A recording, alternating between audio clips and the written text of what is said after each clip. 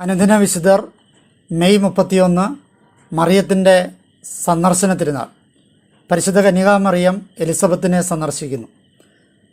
ആ ദിവസങ്ങളിൽ മറിയം യൂദയായിലെ മലമ്പ്രദേശത്തുള്ള ഒരു പട്ടണത്തിലേക്ക് വളരെ തിടുക്കത്തിൽ യാത്ര പുറപ്പെട്ടു. ലൂക്കയുടെ സുവിശേഷം 1-ാം അധ്യായം 39-ാം വാക്യം.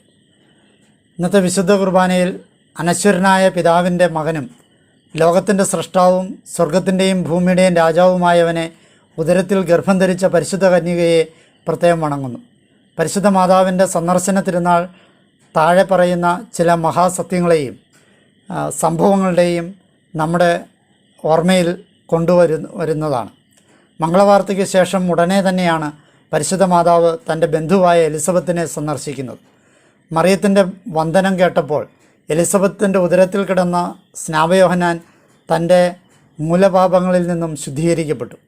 എലിസബത്ത് മറിയത്തെ ഇപ്രകാരം സ്തുതിക്കുന്നു: ദൈവപുത്രൻ്റെ അമ്മയായ നീ സ്ത്രീകളിൽ അനുഗ്രഹീതയാണ്. ഇന്ന് തിരുസഭയുടെ ദിനംതോറുമുള്ള പ്രാർത്ഥനകളുടെ ഭാഗമായി മാറിയിട്ടുള്ള എൻ്റെ ആത്മാവ് കർത്താവിനെ മഹത്വപ്പെടുത്തുന്നു എന്ന മറിയത്തിൻ്റെ പ്രസിദ്ധമായ സ്തോത്രഗീതം ദൈവസ്നേഹത്തെ എടുത്ത് കാണിക്കുന്നതാണ്. എലിസബത്തുമായുള്ള മറിയത്തിൻ്റെ സംഗമം ധാരാളം ചിത്രകാരന്മാർക്ക് വിഷയമായിട്ടുണ്ട്. വിശുദ്ധ ഫ്രാൻസിസ് ഡി സാലസിൻ്റെ ഭക്തിയുടെ കേന്ദ്രബിന്ദുവും ഈ സന്ദർശനമാണ്. രക്ഷകൻ്റെ അമ്മ എന്ന ഉന്നതമായ വിശേഷണം കേൾക്കുകയും തൻ്റെ സന്ദർശനം മൂലം സ്നാപയോഹന്നാന് ലഭിക്കപ്പെട്ട അനുഗ്രഹത്തെക്കുറിച്ച് അറിയുകയും ഇനി മുതൽ അവൾ നൂറ്റാണ്ടുകളോളം ആദരിക്കപ്പെടും എന്ന പ്രവചനപരമായ സ്തുതിയും കേട്ടപ്പോൾ പരിശുദ്ധ മാതാവ് അതീവ സന്തോഷവതിയായി. മറിയം പറഞ്ഞു: എൻ്റെ ആത്മാവ് കർത്താവിനെ മഹത്വപ്പെടുത്തുന്നു, എൻ്റെ ചിത്തം എൻ്റെ രക്ഷകനായ ദൈവത്തിൽ ആനന്ദിക്കുന്നു. അവിടുന്ന് തൻ്റെ ദാസിയുടെ താഴ്മയെ കടാക്ഷിച്ചു. ഇപ്പോൾ മുതൽ സകല തലമുറകളും എന്നെ ഭാഗ്യവതി എന്ന് പ്രകീർത്തിക്കും. ശക്തനായവൻ എനിക്ക് വലിയ കാര്യങ്ങൾ ചെയ്തിരിക്കുന്നു, അവിടുത്തെ നാമം പരിശുദ്ധമാണ്. ലൂക്കയുടെ സുവിശേഷം 1-ാം അധ്യായം 46-ാം വാക്യം. പരിശുദ്ധ അമ്മയുടെ സന്ദർശനത്തെക്കുറിച്ചുള്ള ലൂക്കയുടെ വിവരണത്തിൻ്റെ തുടക്കം തന്നെ എത്ര കാവ്യാത്മകമാണ്. സ്നേഹത്തിൻ്റെയും കരുതലിൻ്റെയും തീവ്രമായ ഭാവം ഇതിൽ ദർശിക്കുവാൻ നമുക്ക് സാധിക്കുന്നു.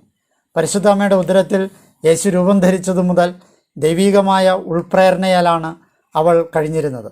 അവളുടെ ഉൾപ്രേരണ യേശു തന്നെയായിരുന്നു. ദുർഘടമായ യാത്ര വരുത്തി വയ്ക്കുന്ന ക്ഷീണം വലുതായിരിക്കുമെന്ന ന്യായങ്ങളൊന്നും പരിശുദ്ധ മാതാവ് പരിഗണിച്ചതേയില്ല. എലിസബത്തും ഒരു കുട്ടിയെ ജനിക്കുവാനിരിക്കുന്നു, മറിയത്തിൻ്റെ കുട്ടിയാകട്ടെ വരുവാനിരിക്കുന്ന രക്ഷകനും. എന്നിരുന്നാലും മറിയത്തിന് എലിസബത്തിനെ പരിചരിക്കേണ്ട ആവശ്യകതയെ അവഗണിക്കുവാൻ കഴിഞ്ഞില്ല. നമ്മളെ സംബന്ധിച്ചിടത്തോളം അവിശ്വസനീയമായ മറിയത്തിൻ്റെ മാത്രം പ്രത്യേകതയാണ് ഈ സ്വഭാവ ഗുണം. അവൾ തൻ്റെ ബന്ധുവായ എലിസബത്തിന് തൻ്റെ വന്ദനം നൽകി. മറിയത്തിൻ്റെ വന്ദനം എലിസബത്ത് കേട്ടപ്പോൾ തന്നെ അവളുടെ ഉദരത്തിലുള്ള ശിശു ആനന്ദത്താൽ കുതിച്ചു ചാടി. യേശു ജനിക്കുന്നതിന് മുമ്പേ തന്നെ അവൻ്റെ സാന്നിധ്യം പോലും ജീവൻ നൽകുന്നുവെന്ന എലിസബത്തിൻ്റെ വാക്കുകളിൽ നിന്ന് നമുക്ക് മനസ്സിലാക്കാം. ആദ്യമൊരു കുട്ടിയെക്കുറിച്ചുള്ള ബോധ്യം മറ്റൊരു കുട്ടിയുടെ ഹൃദയത്തിൽ നടക്കുന്നു. പിന്നീട് ആദ്യത്തെ അഭിവാദനം. ഒരു ശിശു സന്തോഷം കൊണ്ട് തൻ്റെ അമ്മയുടെ ഉദരത്തിൽ കുതിക്കുന്നു.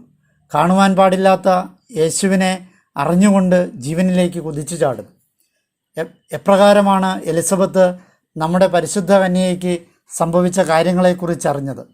തനിക്ക് പരിചയമുള്ള തൻ്റെ ഈ ചെറിയ ബന്ധു തൻ്റെ ദൈവപുത്രൻ്റെ അമ്മയാണെന്ന കാര്യം അവൾ എങ്ങനെ അറിഞ്ഞു? അവൾ അതറിഞ്ഞത് അവളുടെ ഉദരത്തിലുള്ള ശിശു മുഖാന്തരമാണ്.